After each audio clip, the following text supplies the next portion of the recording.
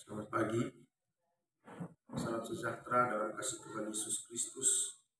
Oleh kemurahan Tuhan, kita boleh ada di dalam rumah Tuhan, boleh menikmati kasih sayang Tuhan, boleh menikmati kebaikan Tuhan. Saya percaya hari ini kita ada di dalam rumah Tuhan. Ini adalah satu sukacita dan kemenangan yang Tuhan taruh di dalam setiap kehidupan kita. Sebab kemenangan ini yang sangat menentukan bagaimana nanti kita akan terus tetap berdiri di hadapan Tuhan setelah semuanya itu berlalu. Dan gereja Tuhan betapa sangat diperhadapkan dengan pergumulan, sangat diperhadapkan dengan begitu banyak tantangan. Ada kuasa-kuasa yang akan berusaha mendorong kita keluar dari hadapan Tuhan. Bahkan ada kekuatan yang berusaha menarik kita untuk kita keluar jauh dari hadapan Tuhan. Ada kekuatan yang akan menghimpit kita, menghimpit gereja Tuhan, supaya gereja Tuhan juga bisa terkeluar dari hadapan Tuhan. Dan tidak lupa lagi, satu lagi kekuatan yang akan mencerai-beraikan kita. Dan mungkin kalau kita mengatakan itu kuasa-kuasa dari luar yang akan berusaha menarik, mendorong, menghimpit, bahkan mencerai-beraikan kita, maka kita pun harus sadar bahwa kekuatan itu bukan hanya berasal dari luar saja, tetapi seringkali kekuatan dari dalam diri kita sendiri, kekuatan daging kita, kekuatan kemanusiaan kita, itu yang juga secara tidak disadari banyak membuat umat Tuhan justru meninggalkan Tuhan.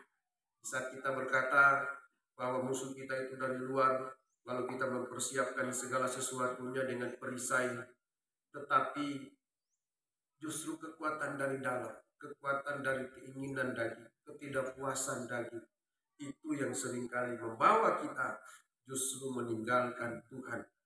Jadi kita sudah seharusnya ada di dalam pergumulan. Gereja Tuhan sudah harus ada di dalam pergumulan. Sebab waktu kedatangan Tuhan itu adalah waktu yang sudah tidak lama lagi.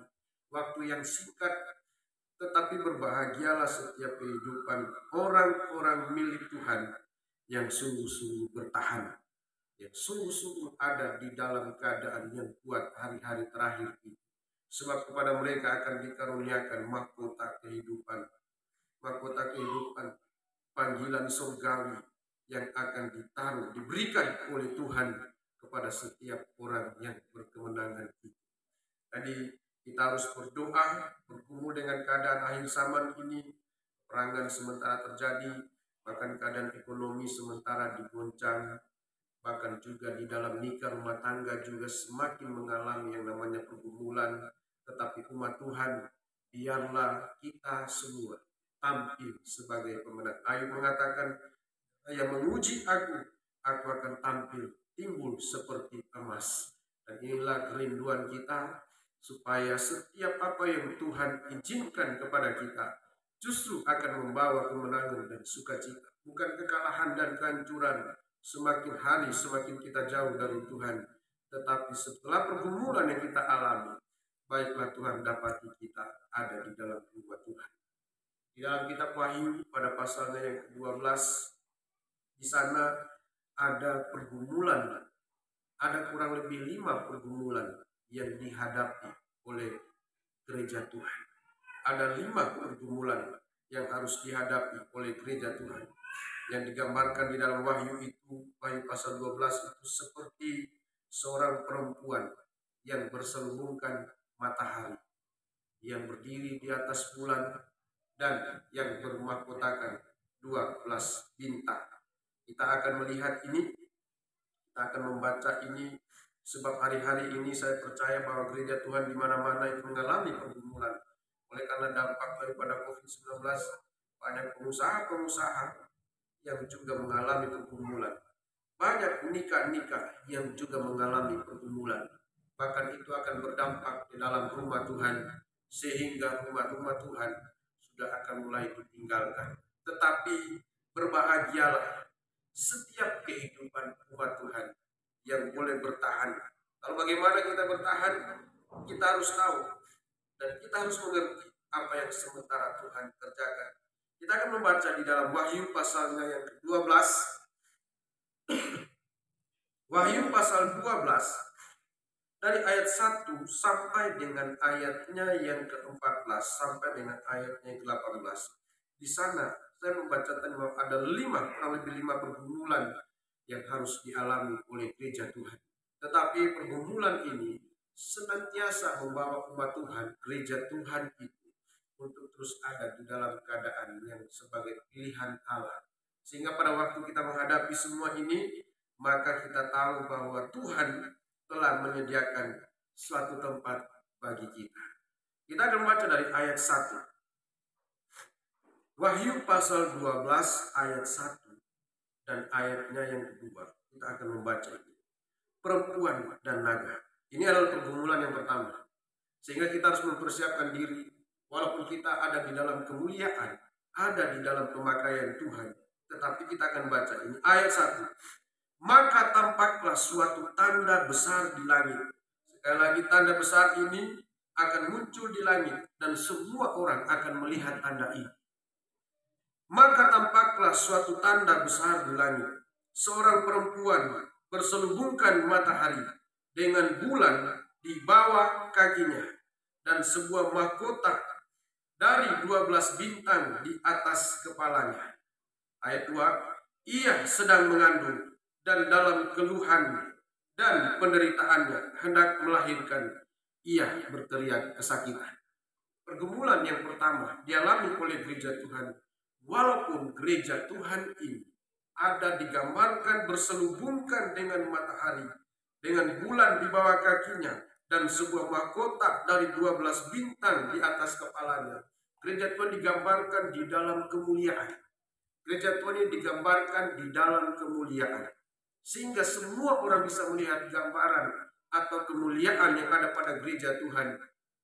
Gereja Tuhan yang berhasil, gereja Tuhan yang dipenuhi dengan mukjizat, gereja Tuhan yang mengalami kemuliaan Tuhan. Semua orang bisa melihat semua ini terjadi. Tetapi ayat yang kedua, ia sedang mengandung dan dalam keluhan dan penderitaannya hendak melahirkan, ia berteriak kesakitan.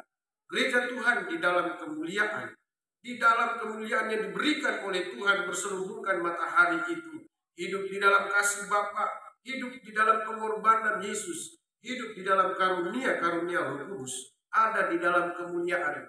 Tetapi jangan lupa bahwa gereja Tuhan ini juga ada di dalam keadaan kesakitan, dan oleh karena penderitaan dan keluhannya hendak melahirkan itu, ia berteriak kesakitan. Seringkali kalau kita masih bisa tahan sakit itu, maka kita masih berdiam diri.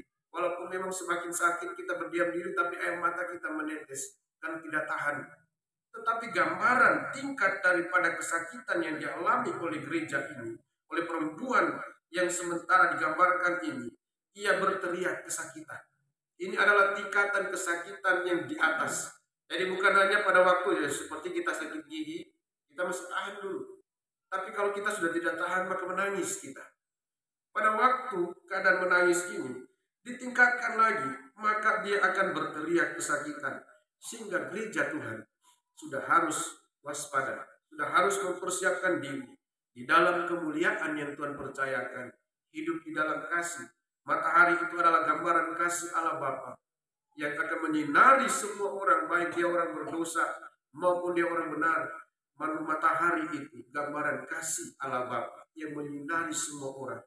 Dan bulan itu yang dalam pengertiannya menunjuk kepada pengorbanan Yesus itu. Dan juga di dalam keadaan yang ada di dalam pemakaian Tuhan. Karunia Roh Kudus 12 bintang ini. Kita tidak akan membahas ke sana. Tetapi yang pertama, gereja Tuhan di dalam kemuliaan. Hidup di dalam kemuliaan Tuhan. Diizinkan harus ada di dalam keadaan kesakitan. Dan kesakitannya ini tidak main-main. Kesakitan bukan kesakitan yang biasa. Ia harus berteriak kesakitan. Ayatnya yang ketiga, saudara bisa tulis tadi itu nomor 1 ya, saudara terserah saudara bagaimana saudara tulis. tapi ini adalah bagian yang pertama. Maka ayat yang kedua, ayat yang ketiga, ini bagian kedua. Maka tampaklah suatu tanda yang lain di langit. Dan lihatlah seekor naga merah padam yang besar, berkepala 7 dan bertanduk 10. Dan di atas kepalanya ada 7 mahkota. Dan ekornya menyeret sepertiga dari bintang-bintang di langit dan melemparkannya ke atas bumi. Dan naga itu berdiri di hadapan perempuan yang hendak melahirkan itu untuk menelan anaknya segera sesudah perempuan itu melahirkannya. Pergumulan yang kedua dialami oleh gereja Tuhan. Dia sudah ada dalam kesakitan.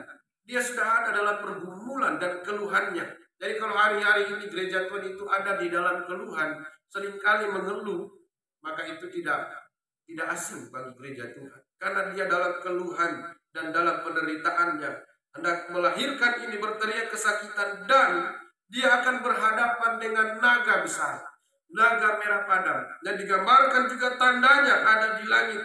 Kekuatan daripada naga merah padam ini, atau yang disebut dengan iblis atau setan, yang disebut juga sebagai ular tua di dalam ayatnya yang ke-9. Ada satu kekuatan yang akan menandingi gereja Tuhan ini. Kekuatan iblis dan kekuatan setan. Kekuatan daripada ular tua. Kekuatan daripada naga besar ini. Yang kekuatannya itu menyeret sepertiga dari bintang-bintang di langit. Jadi kekuatan daripada gereja yang akan dihadapi, akan diperhadapkan dengan kekuatan daripada naga merah padam ini. Dengan kekuatan yang bisa menyeret sepertiga dari bintang-bintang, lalu membuatnya jatuh, melemparkannya ke atas bumi. Ini bukan kekuatan yang gampang, bukan kekuatan yang biasa-biasa, bukan kekuatan yang harus kita remehkan. Kekuatan yang bisa menyeret sepertiga dari bintang-bintang. Sementara rambut di kepala saja, kalau Tuhan tidak izinkan itu harus jatuh, maka tidak akan jatuh. Apalagi ini bintang-bintang. Bintang-bintang dalam pengertiannya begitu banyak. Tetapi kalau kekuatan daripada naga ini berhasil menyeret sepertiga dari bintang-bintang, ini kekuatan yang besar. Sampai kepada nanti kekuatan daripada nabi palsu dan lain sebagainya. Kekuatan daripada nanti kita akan membaca ini. Kekuatan yang dialami, yang dihadapi oleh gereja Tuhan hari-hari ini bukan kekuatan main-main, tetapi satu kekuatan yang akan berusaha untuk membinasakan gereja Tuhan ini. Tetapi ayatnya yang kelima, ini pergumulan lagi. Jadi saya memberikan judul, ya kalau saya memberikan judul, ini adalah 5 pergumulan yang harus dialami oleh gereja Tuhan. 5 pergumulan. Ayatnya yang ke-5. Maka ia melahirkan seorang anak laki-laki yang akan menggembalakan semua bangsa dengan gada besi. Tiba-tiba anaknya itu dirampas dan dibawa lari kepada Allah dan ke tahtanya. Ini pergumulan yang ketiga. Gereja Tuhan atau perempuan ini digambarkan setelah dia melahirkan anaknya yang akan menggembalakan semua bangsa dengan gada besi. Ada satu harapan yang timbul di sana. Ada satu harapan, karena kita membaca dulu siapa anak ini di dalam Wahyu pasal yang ke-19. Dalam kitab Wahyu pada pasal 19, seorang anak yang akan menggembalakan semua bangsa dengan gada besi ini adalah kekuatan daripada firman Allah. Ayatnya yang ke-15. Dan dari mulutnya keluarlah 9 pedang tajam yang akan memukul segala bangsa, dan ia akan menggembalakan mereka dengan gada besi, dan ia akan memeras anggur dalam kilangan anggur, yaitu kegeraman murka Allah yang maha kuasa. Kalau kita baca judulnya di ayat yang ke-11, firman Allah. Pada waktu setelah dia menghadapi kekuatan naga itu, gereja Tuhan atau perempuan ini digambarkan diizinkan untuk melahirkan anaknya. Ada satu harapan yang muncul di sana. Setelah dia dalam kesakitan, dalam pergumulan, dalam keluhannya hendak melahirkan, dia berteriak kesakitan, lalu diizinkan dia melahirkan anak. Ayat mengatakan ada sukacita yang besar. Sukacita karena seorang anak telah lahir itu membuat pergumulan tadinya itu bisa hilang seketika. Orang yang melahirkan pergumulannya sakit, tapi setelah anak itu lahir, pergumulan yang baru dilaluinya itu hilang. Ada satu harapan ketika dia melahirkan seorang anak yang akan menggembalakan semua bangsa. Dan di dalam Wahyu pasal 19 itu adalah firman Allah yang akan menggembalakan gereja Tuhan dalam pergumulannya, diizinkan bisa bersama-sama dengan firman Allah ini. Tetapi ayatnya yang kita baca seterusnya. Setelah ia melahirkan seorang anak laki-laki yang akan menggembalakan semua bangsa dengan gada besi, kembali dalam Wahyu pasal 12, tiba-tiba, saudara bisa garis bawahi ini, tiba-tiba anaknya itu dirampas dan dibawa lari kepada Allah dan ke tahtanya. Sehingga anak ini yang adalah gambaran, adalah firman ini, itu dirampas, tiba-tiba dirampas dan dibawa lari kepada Allah dan ke tahtanya. Sehingga terjadi perpisahan. Seorang ibu yang melahirkan ini dipisahkan dari anaknya. Dipisahkan dari anaknya. Atau gereja Tuhan itu diizinkan akan dipisahkan dari firman. Sehingga ayat mengatakan, tidak lama lagi terang itu ada padamu. Ada waktunya firman itu akan diangkat. Ada waktunya firman itu akan diangkat sehingga gereja Tuhan akan mencari. Banyak orang akan mencari dari utara ke timur. Mereka akan menjelajah dari laut ke laut. Tetapi mereka tidak akan menemukan firman itu. Gereja ini atau firman ini. Firman ini. Anak ini tiba-tiba anaknya itu dirampas dan dibawa lari kepada Allah dan ke tahtanya. Firman itu tidak hilang. Tapi dia diizinkan dipisahkan dari gereja Tuhan. Sehingga pada waktu keadaan ini terjadi, maka banyak orang akan mencari firman. Yang berbahagia kalau mencari firman. Tapi kalau yang tidak mencari firman, ada waktunya akan terjadi kelaparan dan kehausan. Tidak akan menemukan firman itu. Ini pergumulan untuk gereja Tuhan. Sehingga kalau hari-hari ini kita masih punya waktu dan kesempatan, mari kita cari firman itu. Mari kita kumpulkan firman itu. Kumpulkan dalam lubuk, kumpulkan dalam perbendaharaan kita. Bawa dalam perbendaharaan rumah Tuhan. Jadi itu gambaran daripada milik Tuhan. Itu juga kita bisa pakai. Kita cari, kita kumpulkan benih-benih firman itu. Kita simpan di dalam perbendaharaan. Sehingga pada waktu firman itu diangkat, dipisahkan. Ada waktunya firman itu diangkat, dipisahkan dari gereja Tuhan. Sehingga keadaan ini. Kalau kita tidak mempunyai firman Allah, kita tidak mempunyai kekuatan oleh karena pertolongan Tuhan. Banyak orang yang akan hilang. Banyak orang yang akan murtad. Banyak orang yang akan binasa oleh karena keadaan ini. Sepertinya ditinggalkan. Yesus pernah mengalami ditinggalkan oleh Bapaknya. Sehingga dia berkata, Eloi, Eloi, lama sabachthani. Dan kita akan memasuki Paskah ini. Keadaan pergumulan Yesus di kayu salib. Mulai dari dia bergumul di Taman Getsemani sampai di atas kayu salib. Sepertinya Bapa meninggalkan dia. Ada waktunya gereja Tuhan juga akan mengalami keadaan ditinggalkan ini. Sepertinya ditinggalkan. Tetapi ini dalam kendali Tuhan. Berbahagialah orang yang memiliki itu dalam hatinya. Yang sampai ada mengatakan terukir di dalam hatinya. Bukan lagi tertulis, tapi terukir. Artinya digali, dipahat. Kalau hanya tertulis itu bisa hilang. Tapi kalau terukir itu artinya ditukik, digali di dalam. Dan itu menggambarkan di dalam loh hati, loh batu, loh hati kita. Sehingga pergumulan yang begitu berat akan membuat gereja Tuhan. Bayangkan dia ada di dalam kesakitan, menghadapi ancaman naga. Lalu kemudian dia diizinkan mendapatkan sukacita. Dalam sekejap anak ini dirampas dan dibawa lari. Dipisahkan. Masih dalam keadaan setelah dia melahirkan. Dalis masih dalam keadaan yang lemah. Dia harus dipisahkan. Kekecewaan, ada rasa sedih yang mendalam. Anak yang baru dilahirkannya ini dirampas daripada. Tapi inilah salah satu pergumulan gereja Tuhan. Ayat 6.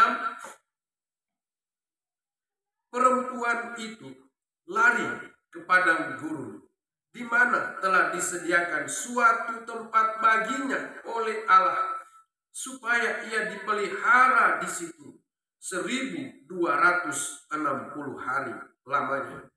Di masa ini adalah sama dengan 42 bulan. sama dengan 3,5 masa. 1 masa, 2 masa, dan setengah masa. 3,5 masa. Pergumulan yang keempat, perempuan itu lari ke padang gurun. Saudara bisa garis bawahi, lari ke padang gurun. Sebab ada 2 kali dia akan ke padang gurun. Yang pertama dia lari ke padang gurun setelah dia ada di dalam keadaan yang dipisahkan dengan anaknya. Dipisahkan, gereja Tuhan dipisahkan dengan firman, diizinkan mengalami perpisahan sehingga sulit untuk mendapatkan firman. Orang akan mencari yang enak didengarkan, orang akan mencari dongeng-dongeng, orang akan menemukan hal-hal yang membuat mereka lupa akan Tuhan. Di dalam keadaan ini, gereja Tuhan itu harus lari. Perempuan itu lari ke padang gurun, di mana telah disediakan suatu tempat baginya oleh Allah, supaya ia dipelihara di situ 1260 hari lamanya. Sehingga dia ada di dalam keadaan dipelihara oleh Tuhan, tapi dia lari. Yang kelima, ayatnya yang ke-13 dan ayatnya yang ke-14. Dan ketika naga itu sadar bahwa ia telah dilemparkan ke atas bumi, ia memburu perempuan yang melahirkan anak laki-laki itu. Kepada perempuan itu diberikan kedua sayap dari burung nasar yang besar, supaya ia terbang ke tempatnya di padang gurun, di mana ia telah dipelihara, jauh dari tempat ular itu, selama 1 masa dan 2 masa dan setengah masa, atau 3,5 masa. Sehingga keadaan gereja Tuhan akan mengalami 5 pergumulan. Sebenarnya bukan hanya 5, tapi digambarkan dalam ayat pasal 12 ini ada 5 pergumulan. Dan 5 ini ada 5 luka Kristus. Itu begitu banyak penjelasan. Tetapi orang yang diperhatikan oleh Tuhan, orang yang ditebus oleh Tuhan, orang yang mengalami, orang yang disebut sebagai pilihan Allah, sungguh-sungguh adalah orang-orang yang akan masuk di dalam pergumulan, orang-orang yang akan masuk dalam ujian. Tadinya dia ada di dalam kemuliaan, berselubungkan matahari dengan bulan di bawah kakinya, dan sebuah mahkota dari 12 bintang di atas kepalanya, sampai dia harus lari kepada guru. Ini dalam satu rentetan kejadian, dalam satu urutan yang membuat gereja Tuhan itu banyak yang tidak akan berhasil. Kalau kita melihat bagaimana Elia lari kepada guru, maka di sana ada pergumulan, ada keadaan yang bergumul yang dialami, dalam keadaan takut, dalam keadaan yang dikejar-kejar, sehingga dia harus menjadi orang yang sungguh-sungguh dikuatkan oleh Tuhan. Salah satu di gambarannya bagaimana gereja ini lari di padang gurun. Kita baca di dalam 1 Raja-Raja pasalnya yang ke-19. Dapati ada 2 kali perempuan ini harus pergi ke padang gurun. Yang pertama kali dia lari ke padang gurun. Jadi ini kekuatannya sendiri. Kekuatan gereja Tuhan hari-hari terakhir ini harus lari ke padang gurun. Jangan nanti kita tunggu nanti Tuhan nanti yang bekerja. Ada waktunya. Kalau kita sudah lari, kita sudah berusaha, dan Tuhan yang akan mengerjakan selanjutnya. Tuhan yang mengerjakan seutuhnya. Tetapi kalau kita sebagai gereja Tuhan yang sungguh-sungguh adalah umat Tuhan, maka kita mempunyai kekuatan untuk lari kepada guru. Jangan kita tunggu di sana. Walaupun dalam pergumulan, seringkali pada waktu gereja Tuhan mengalami pergumulan, sudah pasrah, aku tidak mau lagi. Kalau memang mau mati, mati saja. Seperti itu yang dikatakan. Kita baca dalam 1 Raja-Raja pasal 19.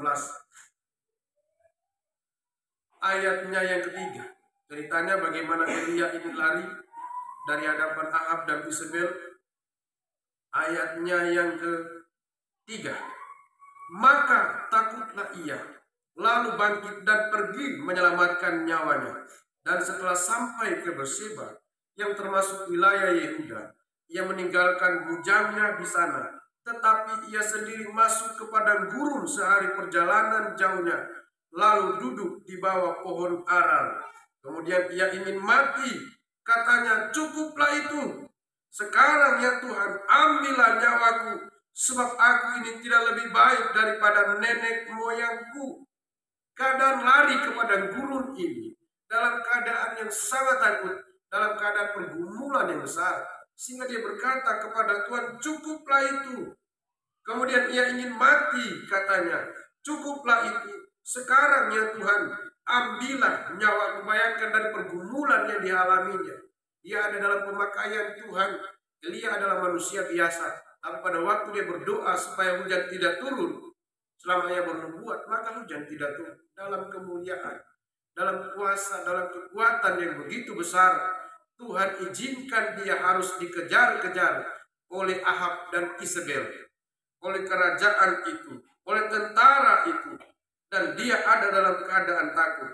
Lalu dia lari dan bersembunyi. Dia masuk ke padang gurun. Keadaan di padang gurun ini bukan keadaan yang gampang, yang mudah untuk dilalui oleh gereja Tuhan. Dalam pergumulan yang besar, dia ada di padang gurun, seperti mau mati rasanya.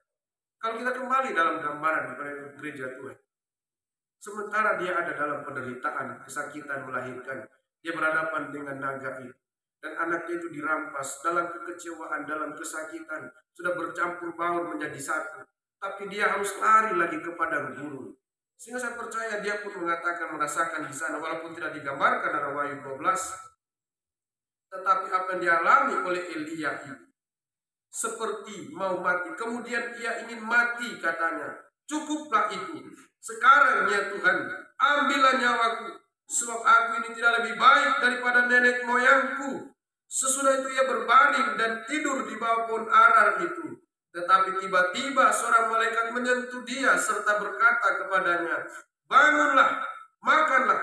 Ketika ia melihat sekitarnya, maka pada sebelah kepalanya ada roti bakar dan sebekendi berisi air. Lalu ia makan dan minum, kemudian berbaring pula.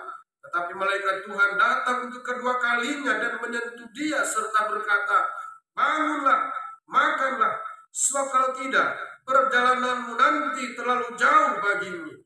Maka bangunlah ia, lalu makan dan minum.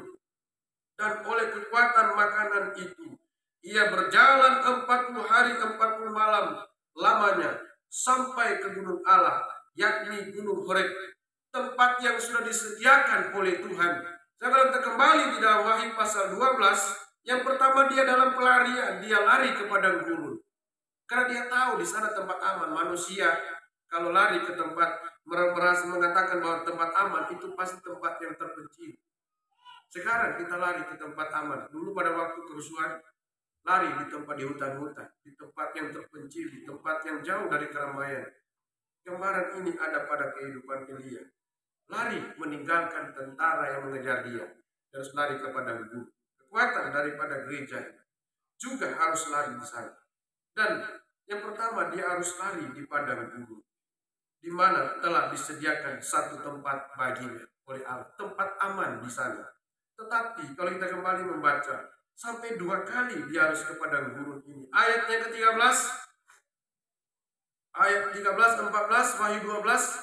Dan ketika naga itu sadar bahwa ia telah dilemparkan ke atas bumi, ia memburu perempuan yang melahirkan anak laki-laki itu. Kepada perempuan itu diberikan kedua sayap dari burung nasar yang besar, supaya terbang ke tempatnya di padang gurun. Tuhan tahu bahwa tempatnya di padang gurun itu disediakan oleh Tuhan. Sehingga pada waktu Tuhan memberikan 2 sayap dari burung nasar, pada waktu Tuhan akan menyingkirkan umat Tuhan, pada waktu penyingkiran itu, sebenarnya tempat penyingkiran itu pernah dialami oleh gereja Tuhan. Pernah dialami oleh gereja Tuhan. Pernah gereja Tuhan itu lari ke sana.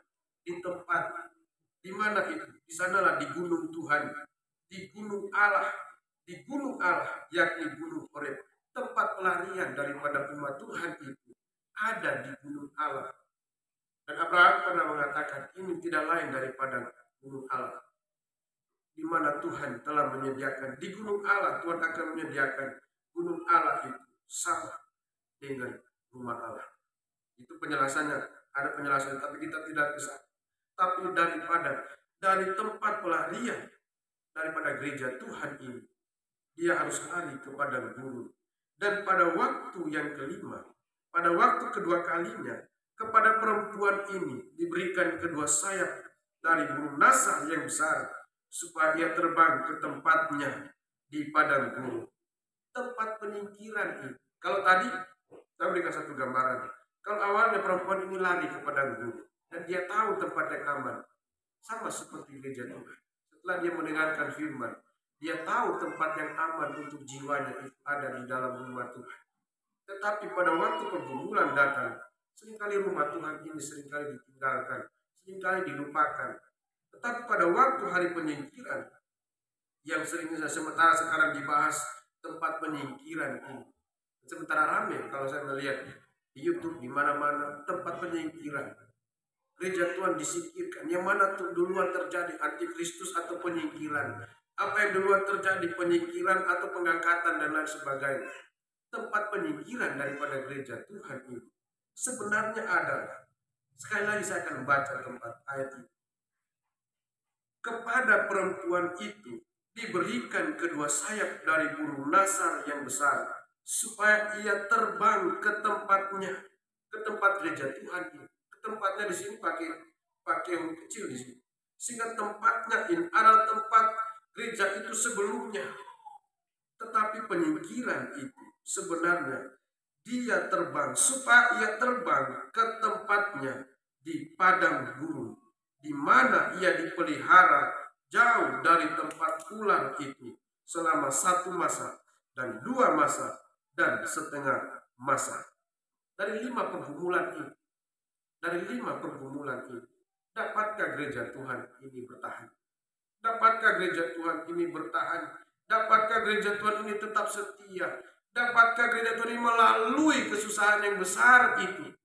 Dapatkah umat Tuhan melalui kesusahan yang besar ini, sehingga mereka tetap menampilkan yang pertama pakaian putih, jubah putih itu.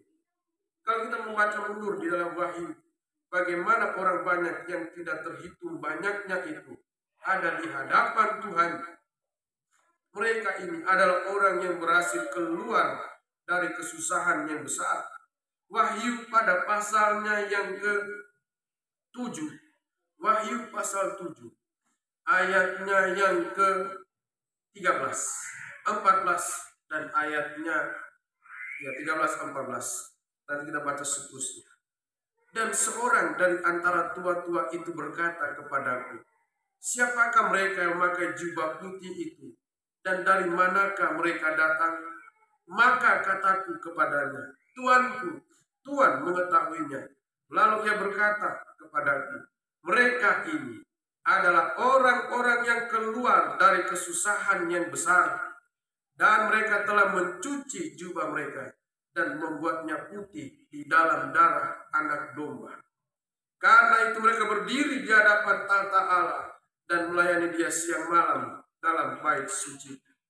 Mereka adalah orang-orang yang berhasil keluar dari kesusahan yang besar.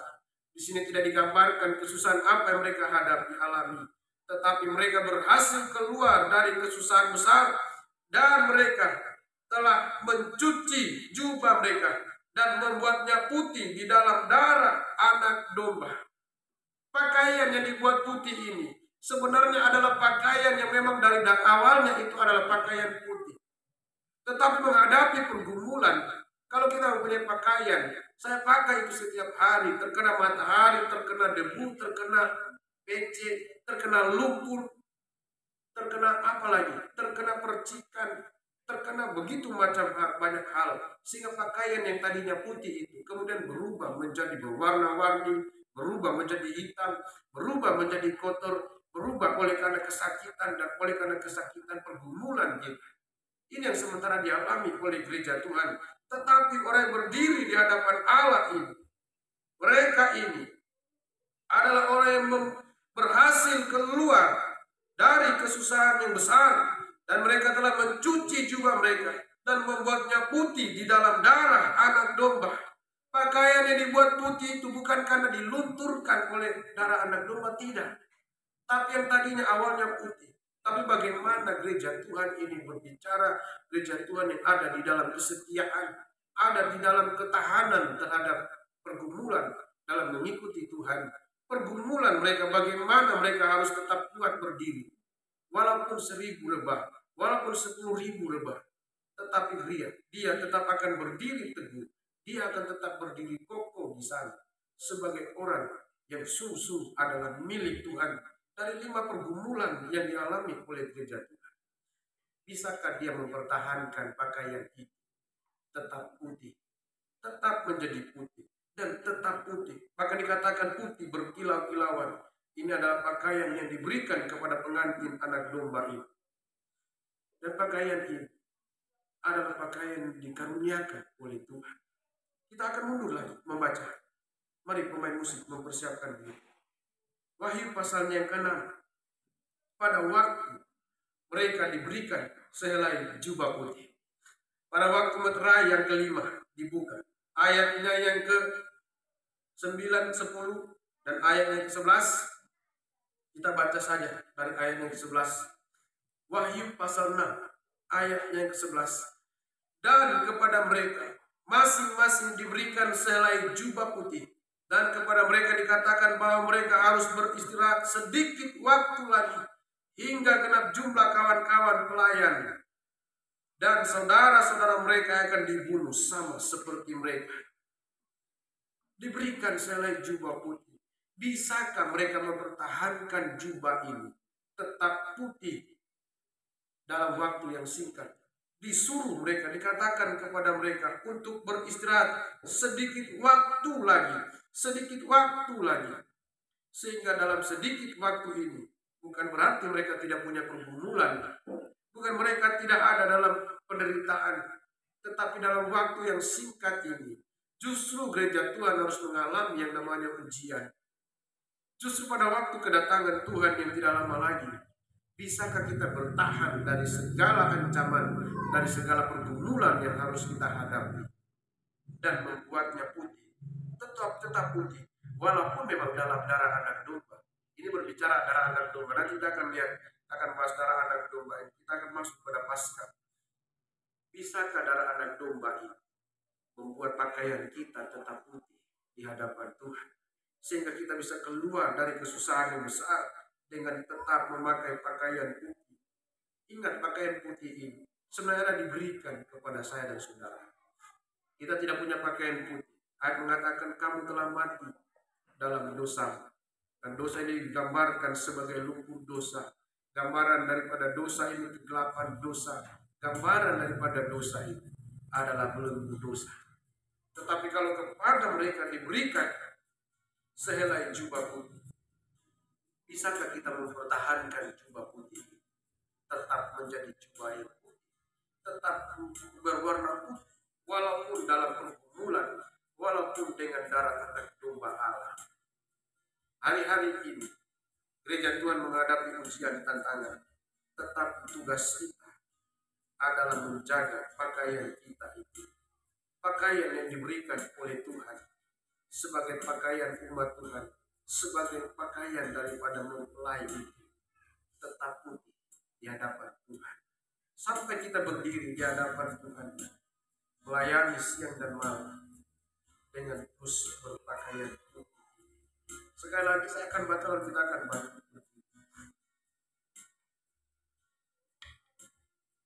Maka kataku kepadanya, Tuanku, Tuhan mengetahuinya. Lalu ia berkata kepadaku, mereka ini adalah orang-orang yang keluar dari kesusahan yang besar, dan mereka telah mencuci jubah mereka dan membuatnya putih di dalam darah anak domba. Karena itu mereka berdiri di hadapan tahta Allah dan melayani Dia siang malam di bait sucinya. Dan Ia yang duduk di atas tahta itu akan membentangkan kemahnya di atas mereka. Kalau kita ingin, kalau kita telah menunjukkan bahwa pakaian kita